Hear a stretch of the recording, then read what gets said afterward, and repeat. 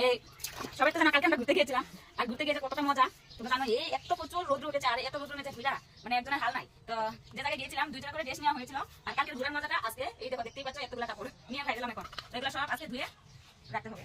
ঘুরাটা কার কার পছন্দ বলো তো? আমার তো বেস্ট মজা লাগে, যতই কাপড় ধুই না কেন, কষ্ট করি না কেন, কিন্তু ঘুরাটা খুব মজা। তো আর কয়েকদিন যাক আবার যাবো অন্য জায়গায় ঘুরতে, তোমরা দেখতেই পাবে।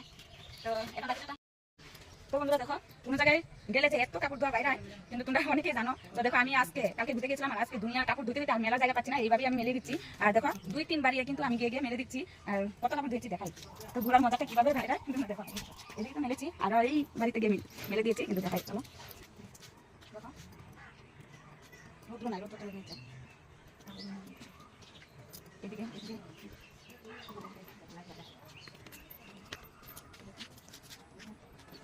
দেখো কোথায় কোথায় মেলেছি, কাজা জায়গা রোশটা নিয়েছি কিন্তু মেলার জন্য।